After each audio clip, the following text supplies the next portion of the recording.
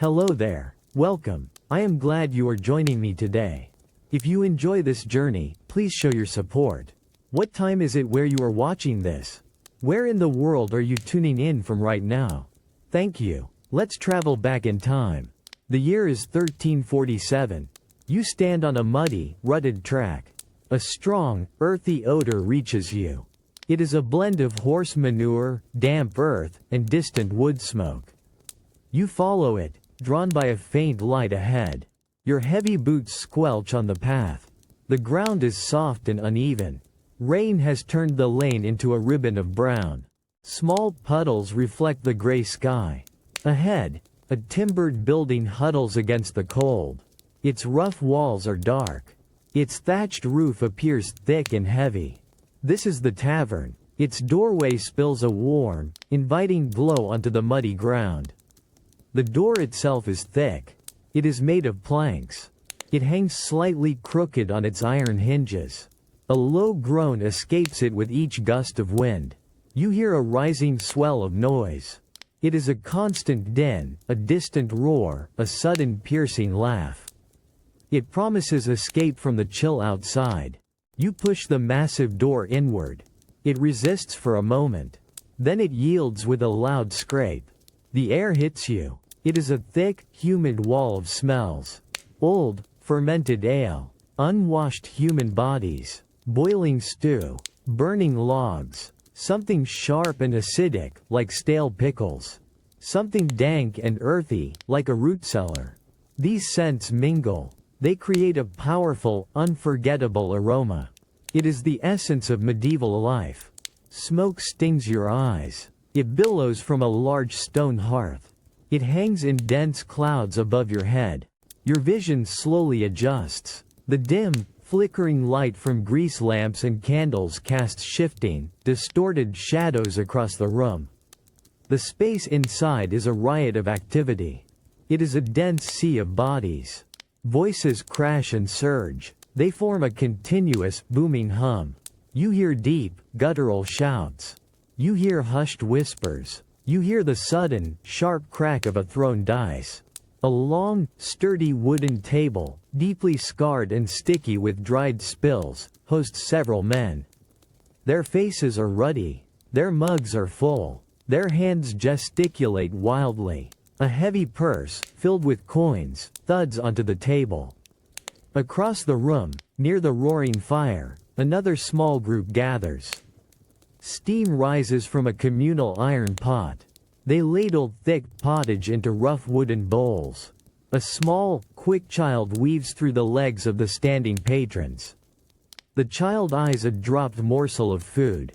The floor beneath your feet is rough-hewn earth. It is strewn with a thick layer of soiled straw. The straw rustles and crunches underfoot. It absorbs moisture. It adds another layer to the layered scent. The innkeeper stands behind a rudimentary counter. It is made of rough-cut timber. He moves with brisk efficiency. His large hands fill tankards. His eyes scan the room. He calculates sums. He maintains a quiet authority. You observe the varied interactions. You see quick, wary glances. You see open, boisterous embraces. This tavern is a vibrant crossroads. It draws together all elements of society. It acts as a beacon of warmth. It is a refuge from the unforgiving outside world. It also holds the tension of unspoken rivalries. It is a living, breathing entity. It pulsates with the raw energy of human life. It offers a fleeting sense of belonging. It shows the resilience of people seeking connection and comfort against the backdrop of an often brutal existence. The thick air of the tavern presses around you. It buzzes with a constant, churning roar. This sound is a living thing. It is the collective voice of many bodies, many wills. It is the true heartbeat of this place. Your eyes sweep the room. Figures move in a ceaseless dance. Some sway with drink. Others bustle with purpose. A group of merchants huddle. Their heads are close. Their whispers are urgent. They pass small coins between their hands. Their faces are serious. Their eyes dart about. They guard their secrets. Near the central hearth, a bard plucks at a stringed instrument. Its notes are rough. They are cheerful. His voice rises above the din. He sings a tale of old heroes. Patrons around him thump their mugs on the table. They cheer. They throw small scraps of bread in appreciation. A loud, booming laugh erupts from a burly man. His head throws back. His belly shakes. Others join in. The sound washes over you.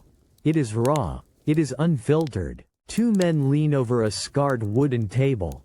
They throw bone dice. The clatter is sharp. It cuts through the general clamor. Their faces are tense. Their eyes follow the tumbling bones. One curses softly. The other lets out a triumphant shout. Money changes hands. It is a quick, brutal exchange. The innkeeper's child, a small, quick-moving figure, dodges through the crowd. They carry a heavy tray of empty mugs. They move with practiced ease. Their steps are light. They avoid stumbling feet. Their eyes are sharp. They watch for spills. They watch for signs of trouble. The warmth from the fire reaches you. It fights against the draft from the creaking door. The scent of cooking pottage intensifies. Its savory steam mixes with the ever-present ale and smoke. This blend is the breath of the tavern. It is a constant, thick presence. A sudden, sharp argument breaks out at a far table. Voices rise in anger. A hand slams down. Heads turn. The innkeeper moves with surprising speed. His large frame cuts through the crowd. His presence silences the dispute. He brings a swift, stern order. The tension dissipates. The general roar resumes. It swallows the brief discord. You feel the jostle of bodies. You feel the brushing of rough fabrics. The press of humanity is constant. It is inescapable. Each person adds to the overwhelming sensory experience. They are all here. They seek refuge. They seek release. They seek connection. The tavern welcomes them. It pulses with their shared vitality. It is a loud, messy, undeniable celebration of life. The sound of a heavy mug hitting the table echoes. It is followed by a rough, slurred voice. You turn your head. A farmer sits hunched over. His face is ruddy. His clothes are worn. He grips a tankard tightly. He tells a story. He tells it for the third time this hour. His tale is of the harvest. He speaks of dry spells. He speaks of sudden rains. His hand chops the air. His eyes are unfocused. He laments a blight that took half his wheat. He complains about the Lord's taxes. His words are thick with ale. They are thick with a year of toil. He leans in close to his companion. The air around him carries the strong scent of stale ale. It carries the smell of sweat. His companion nods slowly. His own eyes are glazed. He understands every word. He has lived the same life. He has faced the same struggles. Another farmer pounds his fist on the table. He adds his own grievances. His voice rises. He speaks of mud. He speaks of aching backs. He gestures with a calloused hand. His fingernails are rimmed with dirt. These are the marks of his life. They are the marks of the soil. Their stories weave together. They are not grand adventures. They are not heroic battles. They are about survival. They are about the land. They are about the endless cycle of planting and reaping. The stories repeat. The details shift slightly. The core remains. It is the hard truth of their existence. You watch them. They find solace in these shared tales. They find release in the ale. Their laughter is loud. It is hearty. It is a brief escape from their demanding lives. They forget the biting wind. They forget the heavy plow. They forget the thin gruel. For a few hours, they are kings of their own stories. Their bodies are tired. Their faces are etched with sun and wind. But in this moment, a spark of defiance shines. They raise their mugs. They drink to better harvests. They drink to simpler times. They drink to each other. The tavern vibrates with their noise. It is a symphony of hardship. It is a symphony of fleeting joy. These men cling to moments of warmth. They cling to moments of connection. They prepare for another day of labor under the vast, uncaring sky. Their resilience is as solid as the earth they work. A loud, booming laugh cuts through the tavern's din. You turn toward the sound. A group of soldiers occupies a corner table. Their leather and metal armor gleam dully in the firelight. It clanks softly as they move. Their faces are weathered. They show scars. They show the grim reality of their calling. One soldier, broad-shouldered, pounds his fist on the table. His mug of ale sloshes. He recounts a battle. His eyes dart around the room. He seeks attention. He exaggerates the number of foes. He makes his own bravery boundless. His gestures are grand. He slices the air with an imaginary sword. His comrades grunt in agreement. They add their own embellishments. One tells of a desperate siege. He claims to have scaled an impossible wall. Another boasts of single-handedly routing a dozen enemies. Their tales are filled with courage. They are filled with impossible feats. You sense a thin line between memory and invention. The air around them feels charged. It holds a mix of admiration and skepticism. Some listeners lean in. They hang on every word. They picture glorious battles. Others, older, wiser, sip their ale slowly. They exchange knowing glances. They have heard these tales before. They recognize the soldier's need for glory. You watch as a young lad, wide-eyed, gazes at the soldiers. He dreams of adventure. He dreams of heroism. For him, their stories are absolute truth. He sees them as mighty warriors. Their bravado fills the smoky room. It offers a counterpoint to the quiet despair of the farmers. These soldiers drink heavily. The ale dulls their memories. It sharpens their wit. It loosens their tongues. They forget the cold nights. They forget the meager rations. They forget the fear. For these moments, they are legends. They are invincible. A soldier pushes a companion playfully. His voice rises. He describes a daring escape. His eyes sparkle. He lives the moment again. His fellow soldiers clap him on the back. They share a bond. It is forged in hardship. It is strengthened by shared fictions. Their boisterous shouts fill the space.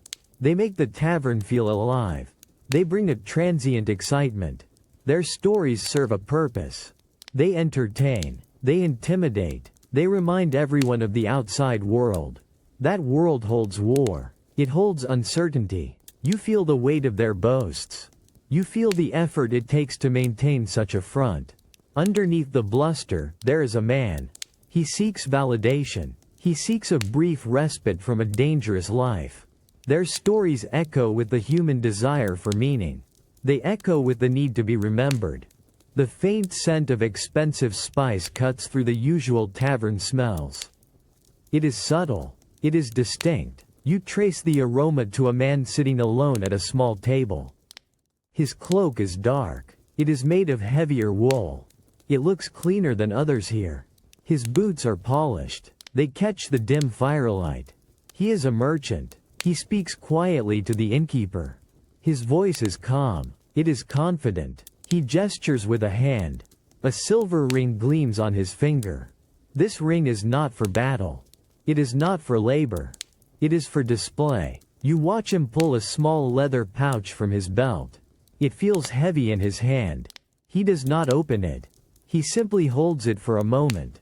He lets its weight be known. Then he pushes a few copper coins across the counter for a fresh tankard of mead. The drink is a clearer, sweeter amber than the common ale. It is a sign of his preference. He begins to speak. His words are precise. He describes journeys. He mentions distant cities. He speaks of trade routes. He talks of wool from England. He talks of wine from France.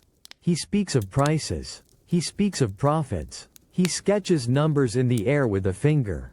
He tells of a deal. It involved barrels of cured fish.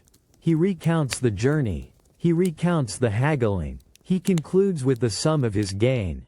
His voice holds satisfaction. It holds pride. A young man at a nearby table watches him. His eyes are wide, they hold a hungry look. He dreams of such ventures. An older farmer sips his ale slowly. He shakes his head slightly. His gaze is on his nearly empty mug. The merchant's world is far from his own. The soldiers in the corner exchange glances. They dismiss the merchant with a shrug. Their concerns are different. Their glory comes from steel. It does not come from silver. The merchant's presence changes the air. It introduces a different kind of ambition. It introduces a different kind of life. His words paint a picture of wealth. They paint a picture of possibility. They stand in stark contrast to the rough reality of most tavern patrons. You feel the weight of his words. You feel the pull of his stories. This is a man who deals in futures. He deals in acquisition. He represents a different path. His existence in this gritty tavern is a constant reminder. It shows the varying fortunes of life. It shows the diverse hopes people hold for their own survival. A subtle movement at the edge of the firelight draws your gaze. You turn your head slowly. A figure stands near the tavern's sturdy oak entrance. Its heavy wool cloak is drawn tight. It covers most of its form. Only a hint of a face is visible in the dim, smoky air. It offers no expression. This stranger does not call for ale. They do not join in the boisterous songs. They simply stand. They are an island of quiet observation in the loud room. Their eyes, dark and unreadable, scan the faces around you. They pause on the laughing merchants. They linger on the arguing farmers. They briefly touch on the bragging soldiers. You feel a slight tension. It is a sense of something unspoken. This person holds secrets. This person comes from a distant road. They carry an air of solitude. Their purpose remains hidden. No one openly challenges their presence. No one seems to question their silent watch. They are a fleeting shadow among the lively patrons. Their stillness is a contrast to the constant motion of the tavern. Then, a flicker of motion closer to your table demands your attention. A small, quick form dartles from beneath a heavy bench. It is a child. Their thin frame moves with surprising speed. Their clothes are patched. They are grubby. Their bare feet make no sound on the straw-covered floor. Their eyes are wide. They are alert. They scan for opportunity. The child darts toward a discarded bread crust. It lies on the dirt floor. A sleeping dog had nudged it from a patron's reach. The dog snores loudly. The child's hand shoots out. It is swift. It is silent. They snatch the hard, dry bread. They vanish again into the dim space beneath the next table. Their movement is fluid. It is practiced. It speaks of countless successful attempts. You watch as the child retreats into the deeper shadows. They crouch low. They hold the prize close. Their small fingers immediately begin to tear at the tough crust. The hunger on their face is stark. It is palpable. Every chew is deliberate. Every swallow is precious. A younger sibling, almost a toddler, emerges slowly. They peer around the edge of a rough-hewn table leg. Their small face is smudged. Their hopeful eyes fix on the older child. The older child breaks off a piece of the hard bread. It is small. It is offered with no words. The younger one grabs it. They retreat quickly. They share the meager morsel in quiet, desperate bites.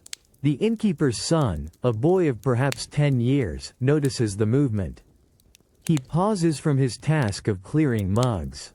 His gaze hardens. He sighs almost imperceptibly. He turns his attention back to his work. These small thefts are a part of the tavern's routine. They are a nuisance. They are also a constant reminder of the poverty outside the tavern's walls.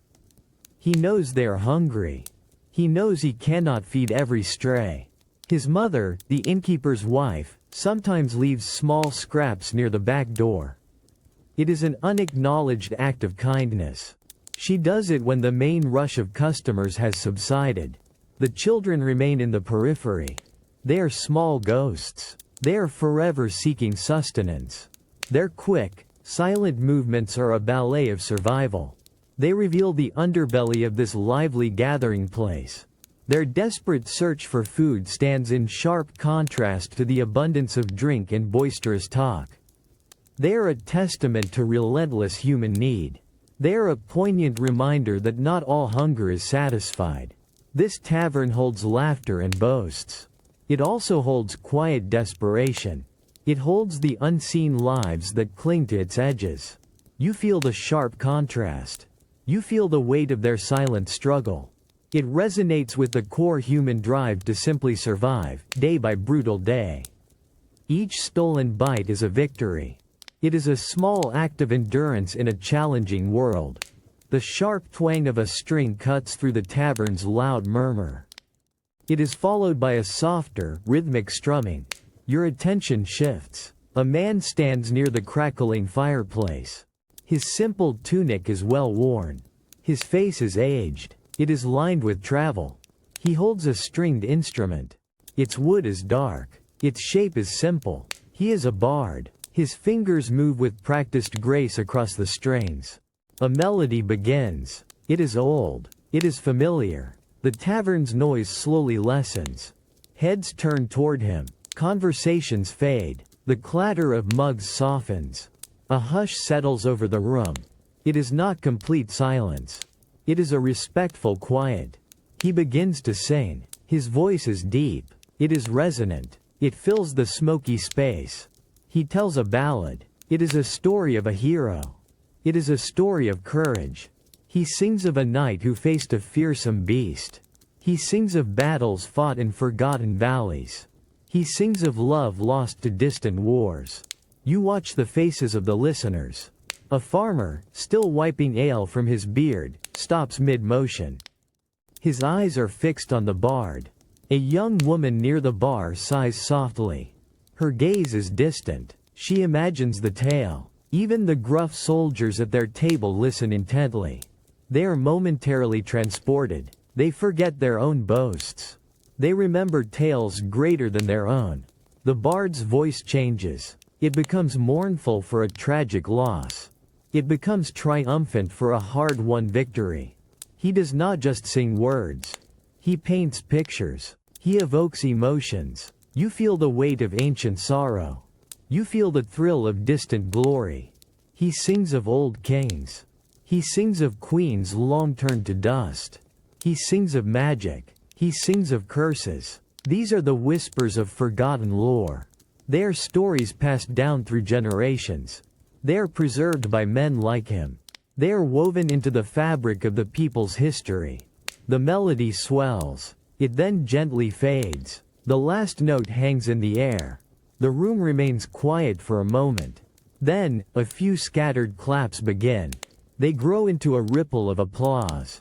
Some patrons toss small copper coins toward his feet. It is a gesture of appreciation. It is a recognition of his gift. He bows his head. He offers a small, tired smile.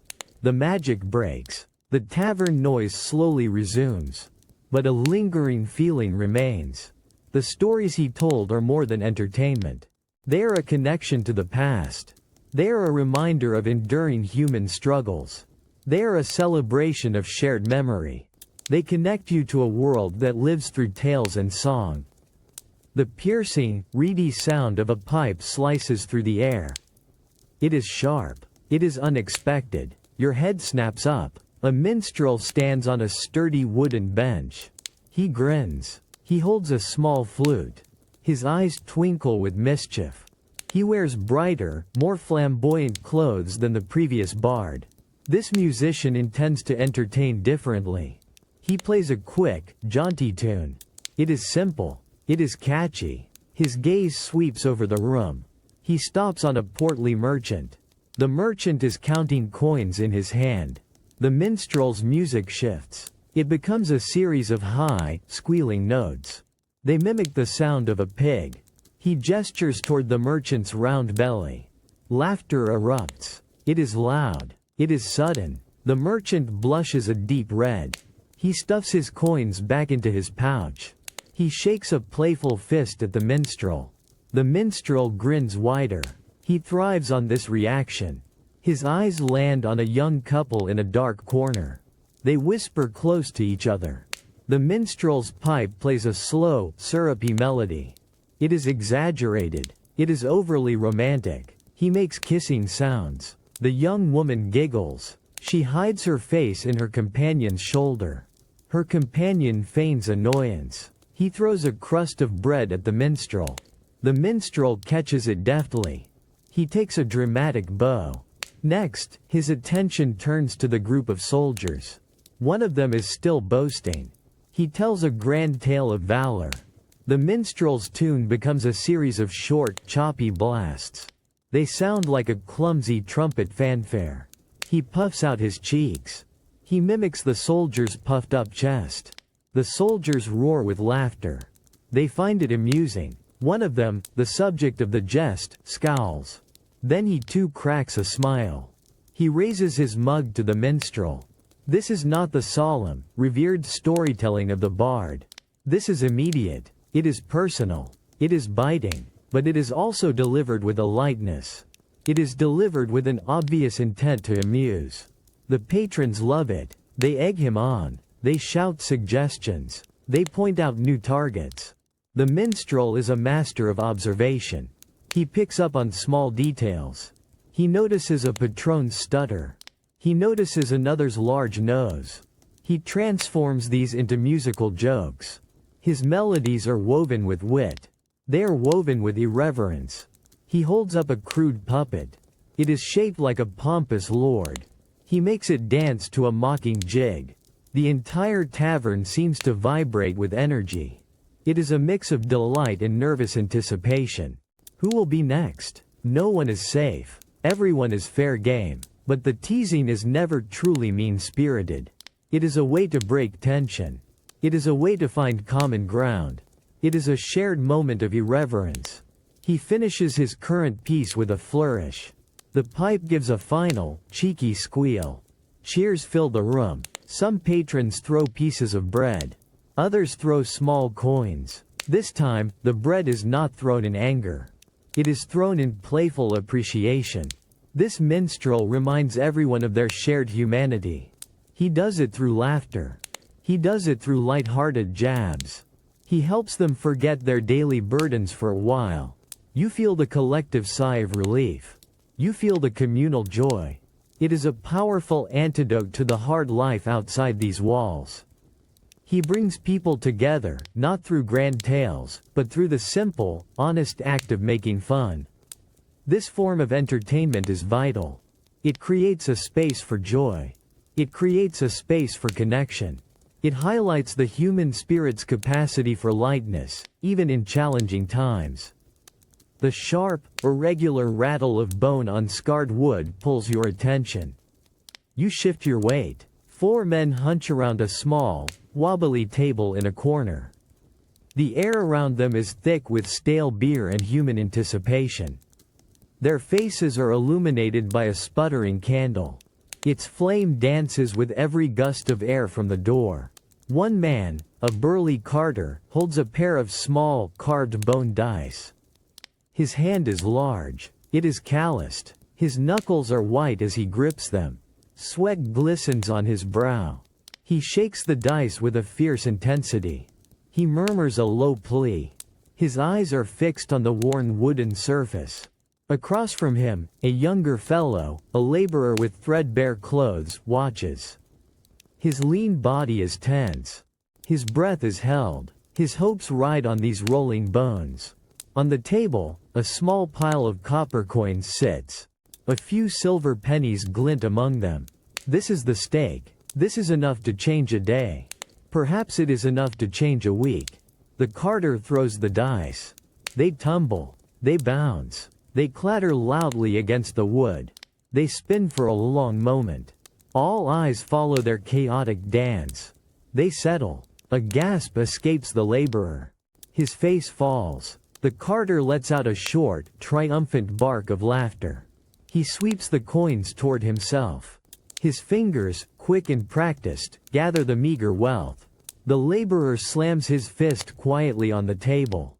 His jaw tightens. He pushes a single, final silver coin into the center.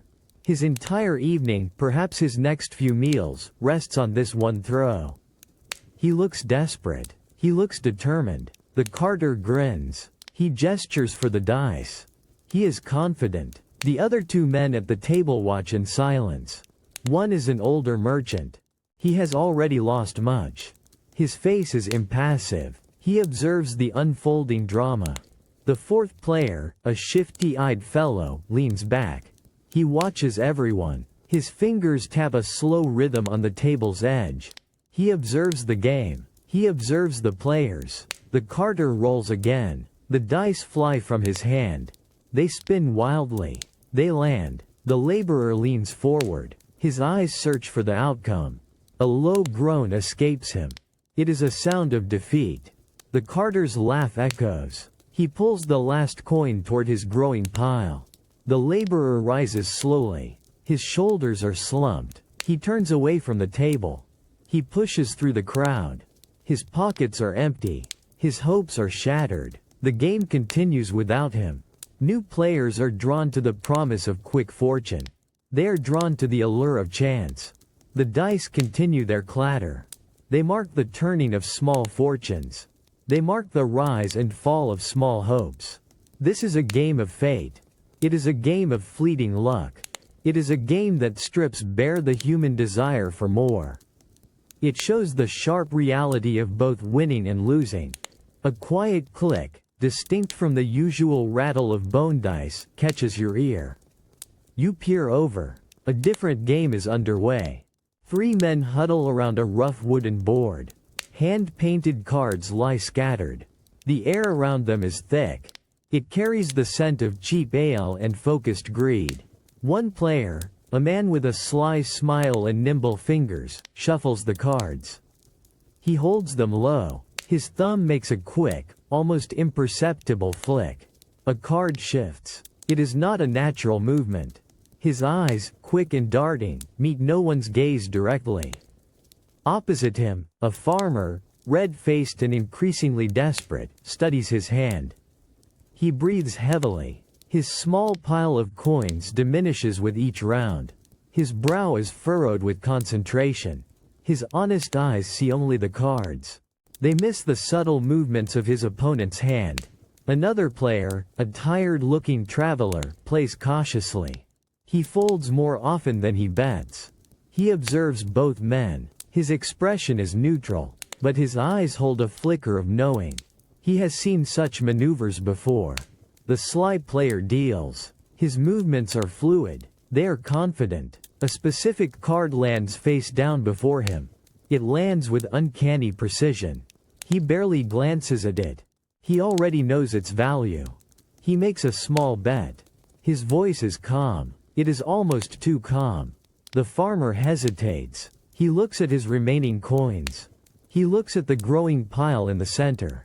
Hope and despair fight on his face. He slams a coin down.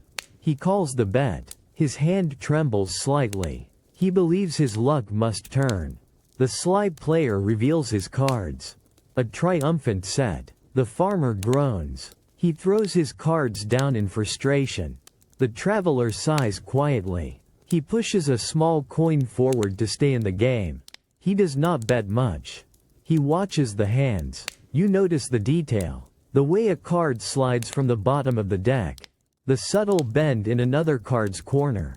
The way a discarded card vanishes into a sleeve. These are not mistakes. These are practiced movements. This is artful deception. The sly player smiles thinly. He rakes in the coins. His pile grows steadily. He offers a quick, reassuring word to the losing farmer. His words are hollow. His eyes glitter with satisfaction. He thrives on this advantage. The farmer pushes away from the table. He has lost all his money. His shoulders are slumped. He walks away slowly. His face is a mask of weary defeat. He blames bad luck. He does not suspect the true nature of his loss. The game continues. New players join. The allure of fortune pulls them in. The cards snap against the wood.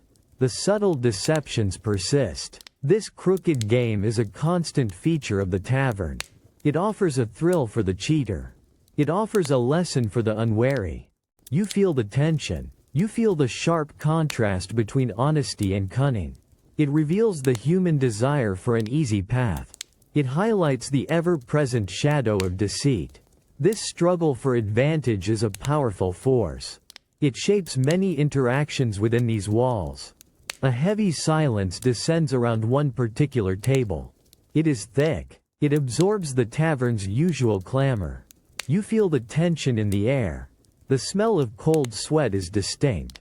Two men sit opposite each other. Their eyes lock. Their faces are grim. One man, a burly smith, wipes his damp brow with a calloused hand. His gaze is desperate. It is fixed on the small wooden board between them. His opponent, a gaunt, sharp-featured man known for his merciless gambling, smiles thinly. He holds a pair of well-worn bone dice. No coins are on the table. No silver or copper. Instead, a rolled parchment lies in the center. It is tied with a thin leather thong. This document represents a lifetime. It represents personal freedom. The smith has no more money. He has no livestock. He has no tools left to wager. His last desperate hope rests on this single roll.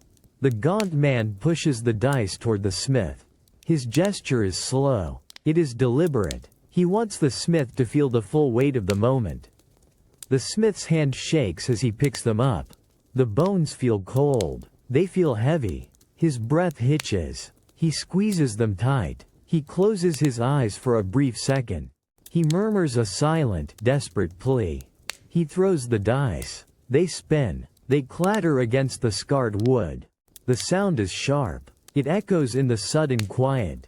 Every eye at nearby tables is on the tumbling bones. Time seems to stretch. The dice bounce. They roll. They finally settle. A soft, collective gasp escapes the onlookers. The smith stares. His eyes are wide. They are unseeing. The numbers are low. They are devastating. The gaunt man lets out a low chuckle. It is a dry sound. He slowly reaches for the parchment. He unties the thong. He unfolds it with a flourish. The smith slumps in his seat. His shoulders are heavy. The life drains from his face. His hands fall limp. He has lost. He has lost his right to choose his own work. He has lost his freedom. He is now bound to the gaunt man's service. His family is now also bound. The gaunt man folds the parchment. He tucks it carefully into his tunic. He takes a long, slow drink of ale. His victory is absolute. The tavern's noise slowly trickles back. But around this table, a chilling silence remains. The smith sits motionless. His future is gone. His choices are no more. You feel the crushing weight of his defeat. You feel the chilling reality of a life gambled away. The desperate pursuit of a fleeting victory can lead to profound, irreversible loss. It shows the extreme lengths to which human hope and desperation can drive someone. A loud, slurred laugh rips through the air near you. Your head turns. It is a coarse sound. A large man sways precariously. His tunic is stained. He leans too close to a serving woman. His face is red. His eyes are unfocused. They are heavy-lidded. He holds out a hand. It is thick. It is clumsy. He reaches for her arm. She carries a tray of empty mugs. Her balance is good. Her movements are quick. She ducks under his arm with practiced ease. A small, knowing smile touches her lips. She shakes her head, a silent refusal. The man tries again. His movements are slow. They are uncoordinated. He tries to block her path. His bulk fills the narrow aisle. She sidesteps him. She delivers a light shove to his chest. It is not forceful. It is enough to make him stumble back. He bumps into another patron. The patron grumbles. He adjusts his seat. He barely looks up. The serving woman moves on. Her steps are steady. She leaves the man swaying. His eyes search for her. They do not find her in the low light. The candles flicker. Smoke curls through the air. He laughs again. It is a lonely sound. It mixes with the general din. He spots another woman by the hearth. Her back is to him. She warms her hands. She is a patron. Her cloak is plain. He stumbles towards her. His approach is ungainly. He bumps into a bench. It scrapes loudly on the straw-covered floor. He rights himself. He reaches out again. His fingers brush her shoulder. She turns. Her eyes meet his. They are tired. They hold no surprise. She simply raises a hand. It is a swift, dismissive gesture. She does not speak. She does not smile. Her hand pushes his away. It is firm. It is clear. She then turns back to the warmth of the fire. She pulls her cloak tighter around her. The drunk man blinks. He stands there for a moment. He is momentarily bewildered. His arm remains extended. It slowly drops to his side. He sighs. It is a heavy, audible sound. He looks around the room. His gaze is unfocused. He searches for another target. No one around them seems to notice. Or if they do notice, they do not react. Such clumsy advances are a common sight. They are part of the tavern's nightly dance. The patrons are accustomed to it. The serving staff is adept at handling it. It is a testament to the blurring of inhibitions. It is a testament to the freedom of a night's drinking. The low light and the cheap ale combine. They encourage bold, if awkward, interactions. It shows the varied ways people seek connection or release in this rough, lively place. The ease with which these moments pass highlights the everyday resilience of those who call the tavern home. The smoke hits you first. It is a dense, acrid cloud. It burns your throat. It makes your eyes water. You blink rapidly, trying to clear your vision. The air is heavy. It is a mixture of wood smoke, stale ale, and human breath. It clings to everything. It coats your tongue. You scan the room. It is a vibrant tapestry of faces. Each tells a story without a single word. Near the roaring hearth, a group of farmers sits. Their faces are weathered. Their hands are gnarled from toil. They grip their crude earthenware mugs. Their clothes are rough wool. They are stained with earth. One man laughs. His teeth are uneven. His eyes crinkle at the corners. His friend claps him hard on the back. At a slightly cleaner table, a merchant counts coins. His fingers are nimble. His tunic is of finer cloth. He looks up. His eyes are quick. They scan the room, assessing. He nods slightly to no one. He lowers his gaze again. He protects his small stack of silver. His expression is guarded. Over by the makeshift counter, a soldier drinks. His face is grim. Scars crisscross his cheek. His armor, though polished, shows the marks of battle. He moves his head slowly. He watches every entrance. He observes every movement. His hand rests close to his dagger. His presence adds a quiet tension to the room. He is a stranger to many here. Two women sit with a basket between them. They mend torn garments. They speak in low tones. Their heads are close. They share whispers. One glances up. Her eyes meet yours. A flash of curiosity crosses her face. She quickly looks away. She returns to her stitches. A lone figure sits in a shadowed corner. Their hood is drawn low. Their cloak is dark. You cannot discern their features. They sip from a metal flask. They observe the room with an unnerving stillness. They could be a traveler. They could be something more. Their presence creates a small pocket of mystery. A child, no older than 5, darts between the legs of patrons. They snatch a fallen crust of bread. They disappear into the crowd. Their movements are quick. They are silent. They are practiced. The innkeeper, a heavy-set man with an apron tied around his waist, watches them. He shakes his head. He offers a small, knowing smile. He has seen it all before. The diverse faces reflect the transient nature of this place. They show the constant flow of human life.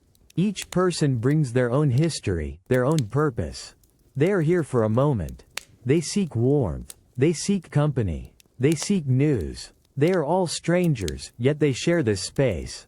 They form a temporary community under the smoke-filled rafters.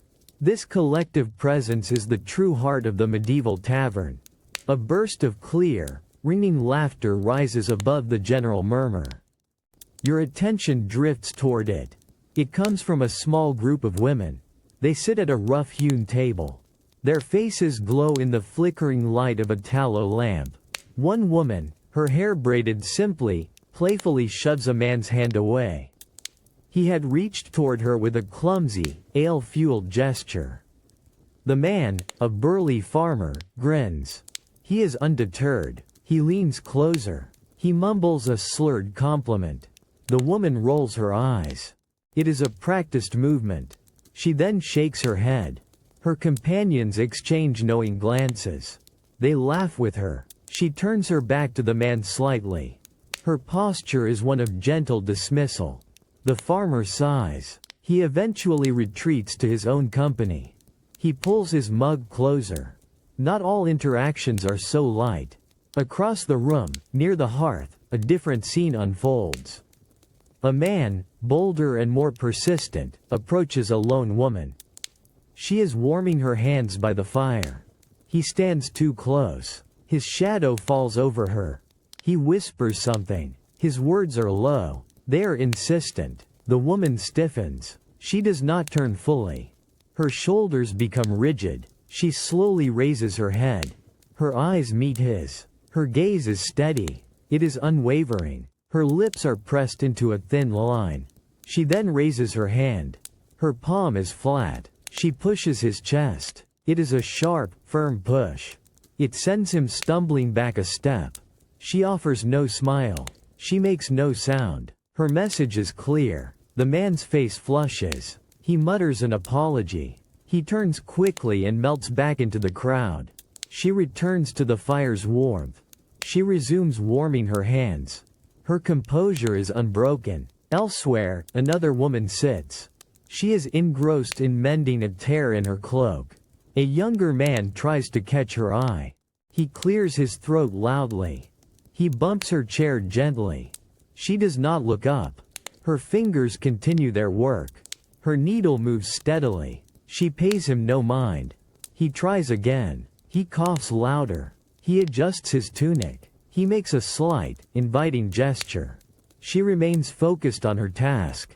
Her attention is solely on the thread and fabric. She projects an aura of complete absorption.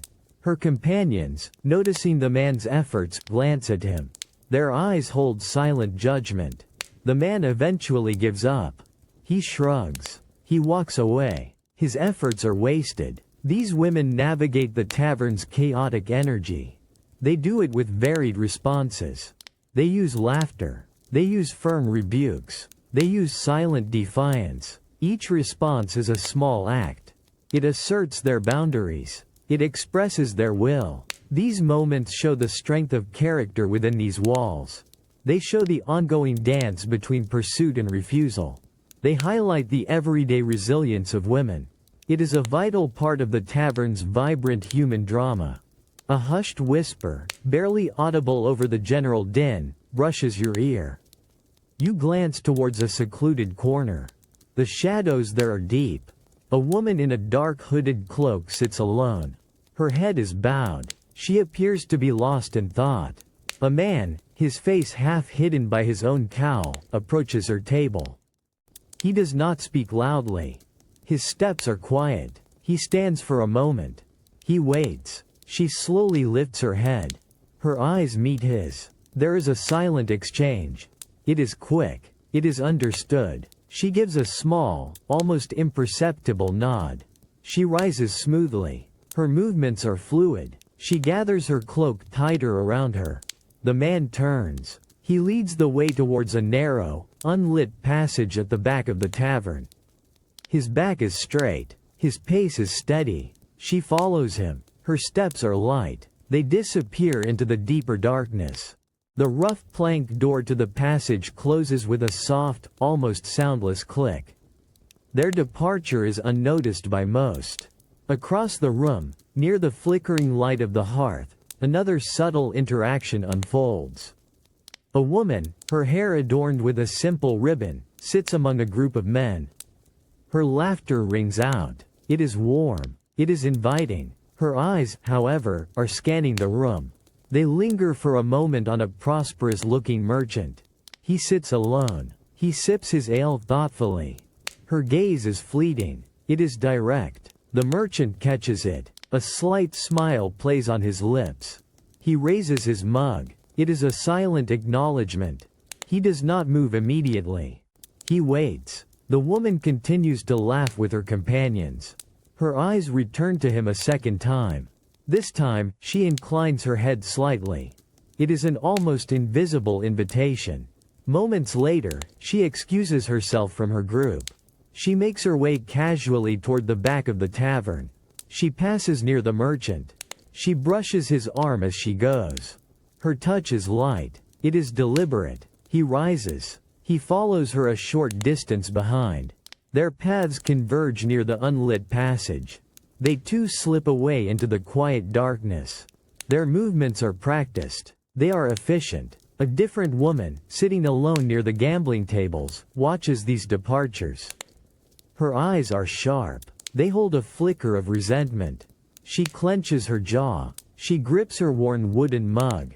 She does not move. She simply observes. The silence of her gaze is a contrast to the tavern's boisterous clamor. It hints at unspoken feelings. It suggests a tension beneath the surface. These brief, discreet encounters are a constant hum within the tavern's larger symphony. They are part of its hidden life. They are woven into its fabric. The low light conceals. The noise distracts. They offer a space for desires to be met. It is a world of quiet agreements. It is a world of unspoken needs. You feel the weight of these hidden transactions. You feel the constant human need for connection, even in its most fleeting and shadowed forms. This secret world thrives in the tavern's quiet corners. It speaks to a different kind of human exchange. The sharp crack of wood against flesh cuts through the tavern's hum. You flinch. Ale sprays. A heavy wooden tankard flies. It spins in the smoky air. It crashes against a rough-hewn beam. Silence falls. It lasts only a breath. Then, a roar of anger erupts. Two men stand locked together. Their faces are contorted with rage. One, a burly woodsman, shoves the other. His shoulders are broad. His muscles tense. His eyes are fixed on a woman standing nearby. Her face is pale. She clutches her own empty mug. The woodsman's rival, a leaner man, stumbles back. He recovers quickly. His fists clench. His jaw tightens. Jealousy hangs heavy in the air. It thickens the smoke. The woodsman throws a wild punch. It glances off the leaner man's shoulder. The leaner man retaliates. His fist connects with the woodsman's jaw. A sickening thud echoes. The woodsman cries out. He reels backward. He collides with a table. Mugs clatter to the straw-covered floor. Ale pools. Other patrons scramble away. Benches scrape loudly. Some stand on tiptoe. They crane their necks. They want to witness the fight. The woman at the center of the fury backs away slowly. Her eyes are wide. Her breath is shallow. She tries to become invisible. The woodsman roars again. He lunges. He grapples with his opponent. They stumble. They trip over each other. They fall to the floor. Punches fly. They are clumsy. They are desperate. Grunts and curses mix with the sounds of their struggle. The thud of bodies hitting the hard-packed earth is dull. The tavern keeper, a stout man with a heavy club, pushes through the onlookers. His face is red. He shouts. His voice is deep. He tries to separate them. Other patrons, braver or more reckless, rush in. They grab at flailing limbs. They pull at tunics. The brawl spreads. It becomes a tangle of shouting men. It becomes a mess of flying fists. One man catches a stray elbow. He collapses to the floor. He holds his nose. Another swings a chair. It misses. It strikes the wall with a loud bang. The smell of spilt ale, sweat, and blood mixes in the air. The fire in the hearth seems to flicker with greater intensity. Finally, the tavern keeper and a few strong patrons manage to pull the main combatants apart. Their faces are bruised. Their clothes are torn. They still glare at each other. They struggle against the grip of those holding them. The anger remains. It burns fiercely. The brawl leaves chaos. It leaves broken furniture. It leaves a lingering scent of violence. It shows the raw edge of human passion. It reveals the quick flash of jealousy. This is the stark reality of life within these walls. It is a testament to the unpredictable nature of men. This sudden fury reminds you of the ever-present threat of discord. It exists even amid companionship and drink. The gentle warmth of the hearth washes over you. It soothes your tired face. The air, heavy with ale and smoke, now holds a comforting glow. You feel the slow, steady heat radiate. It chases away the last lingering chill of the night. The angry shouts from earlier have faded. The sounds of clashing tankards are gone. A soft crackle from the burning logs is the dominant sound. You find a quiet spot. You lean against a rough wooden post. The wood feels cool against your back. You watch the flames dance. Their orange and red hues flicker. They cast long, shifting shadows across the straw-covered floor. Most of the tavern's patrons have departed. A few remain. They huddle near the fire. They seek its last comforting embrace. An old man sits on a low bench. His head is bowed. His chin rests on his chest. His breathing is deep. It is even. He sleeps soundly. A worn blanket covers his shoulders. The firelight paints his weathered face in soft tones. A young mother rocks a small child in her arms. The child sleeps peacefully. Its tiny hand grips her thumb. She gazes into the embers. Her eyes are distant. They hold a quiet resignation. She sways gently. It is a slow, rhythmic motion. The tavern keeper moves about. His steps are quieter now. He tidies the tables. He collects the last stray mugs. His movements are weary. He extinguishes a few flickering tallow lamps. Darkness deepens in the far corners of the room. The hearth remains the brightest point. Its light seems to gather all the warmth. It collects all the peace. The smell of burnt wood mixes with the faint, sweet scent of lingering ale. It creates a calming aroma. You feel your muscles relax. The tension of the day slowly eases. The hard floor and rough benches no longer feel so harsh. The night outside is cold. The tavern's walls offer protection. The fire offers comfort. A lone musician, forgotten in a corner, strums a few soft notes on his lute. The melody is simple. It is melancholic. It fades quickly. He then rests his head on the table. He too seeks the quiet rest that precedes the new day. His breathing becomes slow. It becomes regular. This quiet calm is a welcome contrast. It follows the rowdiness and the brawls. It follows the desperate games. It is a necessary pause. It is a moment of renewal. The warmth seeps into your bones. It promises a temporary reprieve. This shared peace by the fire reminds you of human resilience. It reminds you of the enduring need for simple comfort. It is a quiet preparation for the struggles and demands of another dawn. A stale, heavy air greets you. It carries the distinct scent of spilled ale. It holds old smoke and unwashed bodies. You breathe it in. It is a sharp contrast to the hearth's comforting warmth from hours ago. The dim light of dawn struggles through the small, grimy window. It casts a gray glow on the tavern's floor. You see the remnants of the night's revelry. Overturned wooden mugs lie scattered. Dark puddles of ale dry in sticky patches. Straw is everywhere. It is matted with mud and grime. A broken stool rests on its side. It is a silent witness to the earlier brawl. A low snore rumbles from a corner. A sleeping man is curled on a bench. His cloak is pulled tight. He seems oblivious to the chill. Another figure, slumped at a table, stirs slightly. His arm is draped over his head. His movements are slow. They are unwilling. The tavern keeper's child walks through the room. The child is small. They carry a bucket of ashes.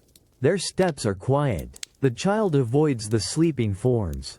They sweep spilled straw. They pick up stray scraps of food. The work is routine. It begins early. Outside the heavy door, a faint mist hangs in the air. You catch a brief glimpse as the child opens the door. A cool, damp breeze pushes inward. It brings the smell of wet earth. It carries a hint of horse manure.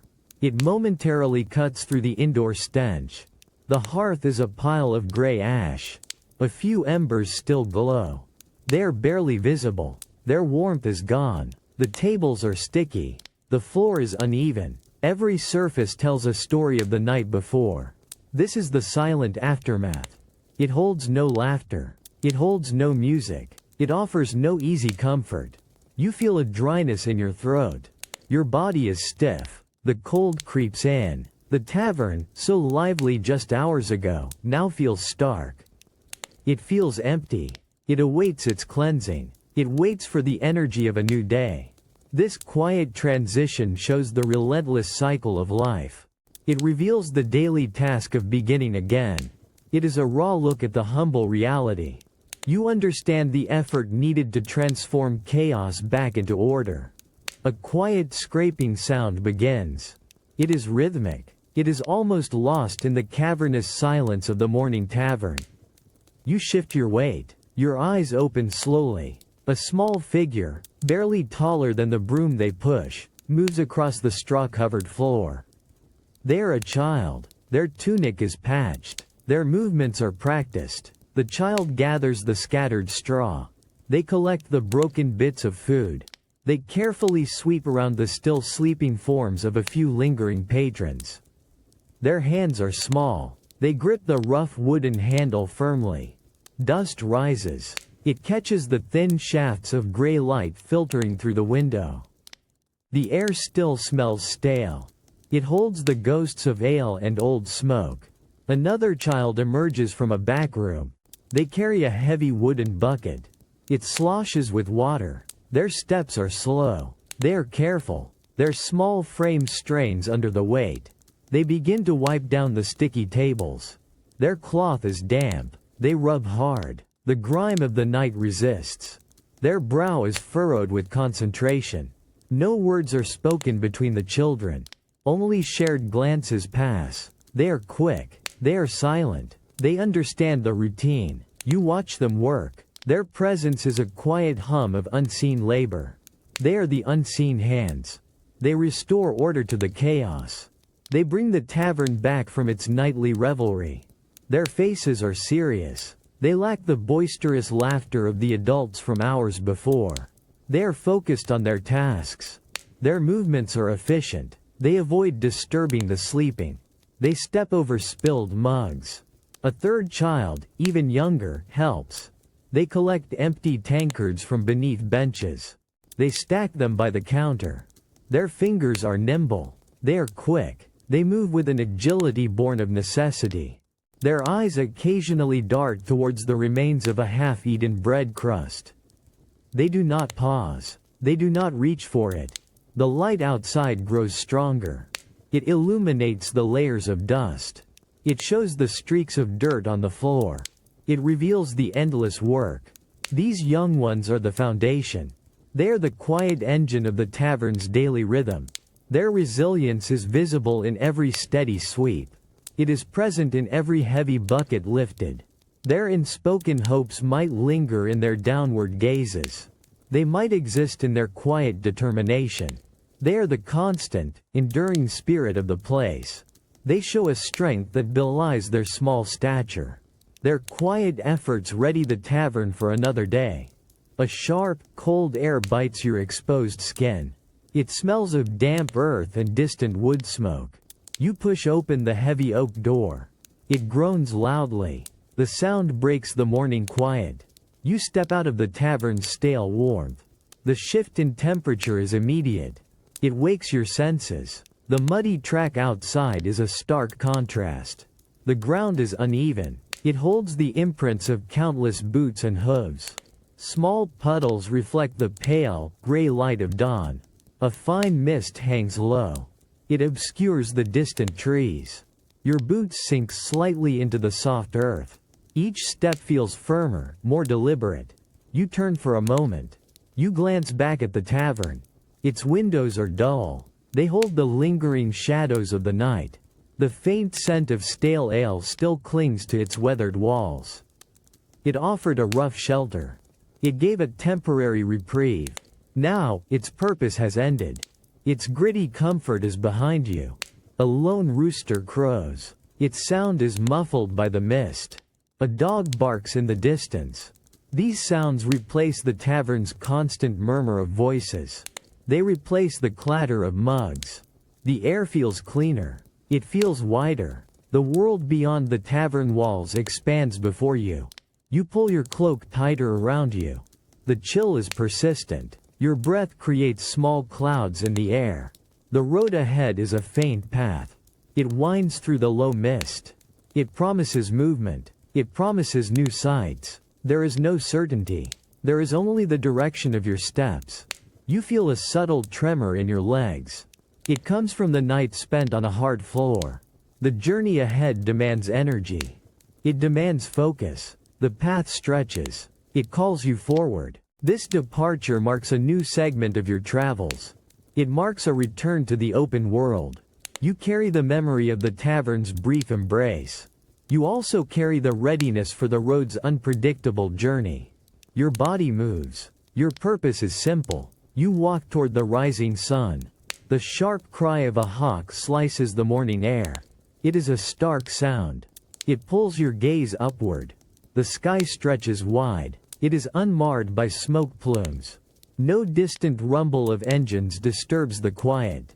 You hear only the crunch of your boots on the muddy track. You hear the rustle of dry leaves. This quiet is a freedom. It lets you hear your own breath. The air fills your lungs. It carries the scent of damp earth. It has the fresh tang of pine. You detect no chemical odors. No exhaust fumes cling to the breeze. It is a clean, natural smell. It connects you to the raw world. Your senses are sharper here. They pick up every subtle shift. You find no clock face to consult. Time does not dictate your pace. The sun rises slowly. It guides your journey. Your stomach rumbles. It tells you it is nearing the meal hour. Your body moves in rhythm with the day's natural pulse. You walk. You rest. You eat. You follow the needs of your own frame. Your mind does not race with distant voices. No urgent messages demand your attention. News travels on the breath of other travelers. It comes through the songs of a passing bard. You listen intently. You weigh each word. Direct human interaction shapes your understanding. You watch faces. You interpret gestures. There are no screens to filter these exchanges. The path before you is simple. It is not marked by flashing lights. It has no complex signs. Your thoughts flow freely. They are not interrupted by constant demands. You focus on the shifting landscape. You observe the play of light on the fields. This simplicity clears your mind. It encourages deep thought. You feel the ground beneath your feet. It is rough. It is honest. Each stone, each patch of soft earth, registers with your body. There is no smooth, paved surface. Your muscles ache. They grow strong. Your body adapts. It learns the contours of the land. This absence of hurried progress offers a different kind of richness. It gives a direct connection to life. It frees you from constant urgency. You breathe deeply. You walk steadily. You experience a profound sense of self. It is a deep awareness of your place within the natural world. This plain existence offers its own quiet power. It offers a unique strength. A biting wind whips at your worn cloak. It carries the sharp scent of frozen mud and distant wood smoke. You shiver. Your teeth chatter. The cold has seeped into your bones after hours on the open road. Your hands feel numb. You yearn for warmth. You want shelter. You push the heavy, creaking door inward. A sudden wave of heat washes over you. It brings immediate relief. The tavern air is thick. It smells of roasting meat, stale ale, and the ever-present hearth smoke. Your body slumps with a shared release. This is a haven. The sounds envelop you. Voices murmur low. A distant laugh rings out. The clatter of wooden mugs on tables makes a steady rhythm. These sounds replace the howling wind. They drown out the silence of the barren fields. Your eyes adjust to the dim, flickering light. It comes from the central hearth. It comes from a few sputtering tallow lamps. You see faces. They are ruddy from drink. They are softened by the fire's glow. Farmers, merchants, and soldiers alike share benches. They share stories. Their burdens seem to lighten in this space. They forget the harsh sun. They forget the biting wind. They ignore the meager harvests. They forget the ever-present threats of the road. You find a vacant spot near the roaring fire. The heat radiates directly onto your chilled skin. Your muscles begin to relax. The tension in your shoulders eases. You watch a pot simmer over the flames. Its steam rises. It carries the rich scent of pottage. It promises sustenance. A rough, wooden tankard is placed before you. The ale is warm. It is cloudy. It has a heavy, earthy taste. It is not delicate. It is fortifying. It warms you from the inside. Each swallow chases away more of the day's cold. You feel a temporary peace settle over you. For a brief time, the world outside fades. The demands of travel disappear. The ever-present struggle for survival quiets. This tavern offers a fleeting escape. It gives a precious moment of safety. It offers a shared space. Here, the immediate human needs for warmth, food, and companionship meet. This simple shelter provides comfort. It offers a vital pause. You find enduring strength in its gritty, temporary embrace. A low, resonant hum fills the tavern. It is the sound of many voices speaking at once. It creates a collective rhythm. It is a shared pulse. You sit on a worn bench. Your back presses against the rough wood. You feel the vibrations of the room. People lean close. They share stories. They nod with understanding. You watch a farmer. His hands are thick with calluses. He gestures broadly. He recounts a difficult harvest. His neighbors listen. Their faces show similar struggles. One man reaches out. He claps the farmer on the shoulder. It is a silent show of support. Another pushes a half-eaten loaf of bread closer. It is a simple offering. A group huddles over a game of dice. Their excitement builds. Their fortunes shift with each roll. They shout in unison. They sigh in unison. They are united in the moment. The tension in their shoulders eases with laughter. It sharpens with a sudden turn of luck. Their eyes meet. They share quick, knowing glances. These moments bind them. The smell of stale ale and wood smoke now feels less oppressive. It is part of the common air. It is a scent of shared experience. You notice the tavern keeper. He moves through the crowd. He stops at each table. He offers a kind word. He pours another round. His presence is an anchor. He connects everyone. He knows their faces. He hears their troubles. A woman sits alone. She stares into her mug. Her shoulders are slumped. A server, a young girl, brings her a fresh cup of warm pottage. The girl's hand rests briefly on the woman's arm. The woman looks up. She offers a small, grateful nod. There are no questions. There is no need for words. The gesture is enough. You feel a subtle warmth spread through the room. It is not just from the fire. It comes from the presence of others. The weight of your own concerns feels lighter here. The individual burdens seem to dissolve. They become part of a larger, collective human experience. Everyone carries something. Everyone seeks relief. This place holds more than drink and food. It holds a profound sense of connection. It is a shelter not just from the cold, but from isolation. The casual exchanges, the shared knowing looks, the simple acts of kindness, all reinforce these unbreakable bonds. You are part of something larger here. You find strength in this simple, enduring community. A heavy thump resonates through the clamor. The sound comes from the makeshift counter. It marks the innkeeper's firm hand. You watch him. He is a massive figure. His broad shoulders fill his rough tunic. His heavy apron is stained with ale and food. He moves with purpose. He is the anchor in this swirling chaos. His eyes are sharp. They constantly scan the crowded room. They miss little. He pours dark, murky ale into a wooden tankard. His movements are practiced. They are efficient. He slaps the full tankard onto the counter. He collects a few worn copper coins. His gaze then drifts to a squabble near the hearth. Two men are arguing over a dice roll. His voice is deep. It cuts through the din. It is not a shout. It is a command. The argument stops. The men turn to him. His stare is enough. They quickly lower their voices. They settle their dispute with grudging agreement. He watches them for a moment longer. He ensures peace holds. He then turns back to his tasks. A large, bubbling iron pot hangs over the fire. It contains the day's pottage. He strides over to it. He lifts a heavy wooden ladle. He stirs the thick stew.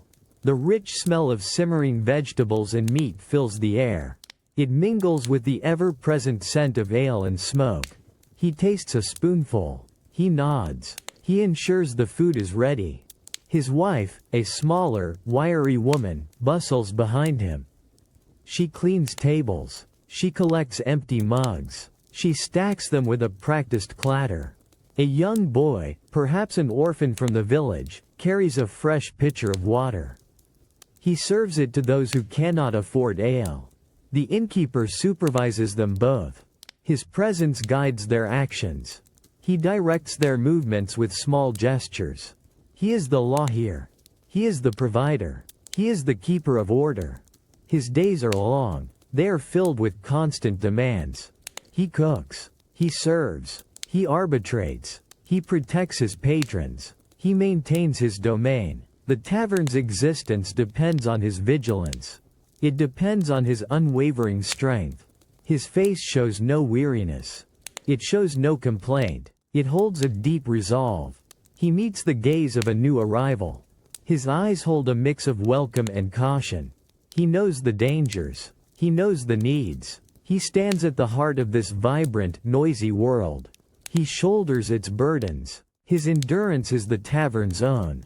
He is a testament to the sheer will required to carve out a living.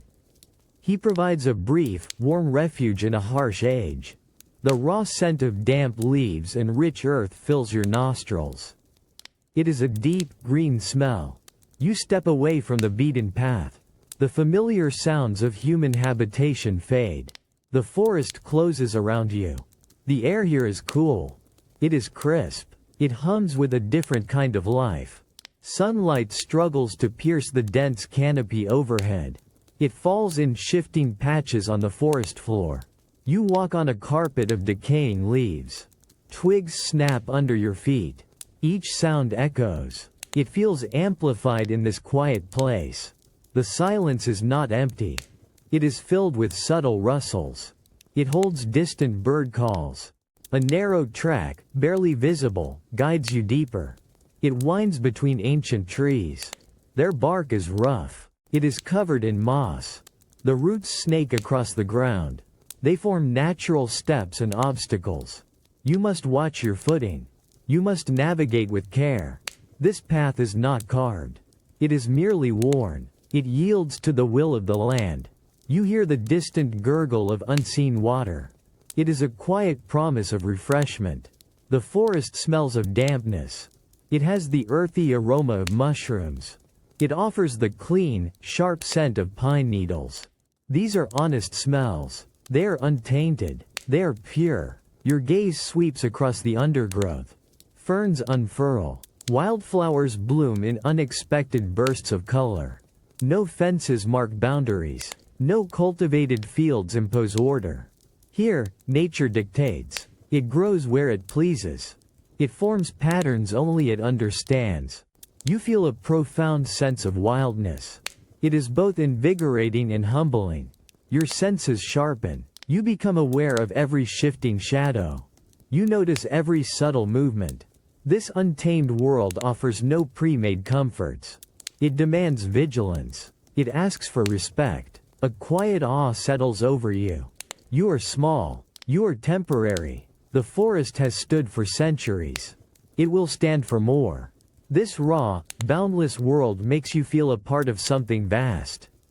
It is something enduring. You realize the deep strength present in living things. You recognize the quiet power in simply existing within this wild, indifferent beauty. Your steps are steady. Your spirit feels open. The cold night air bites at your face. It carries the crisp scent of distant frost.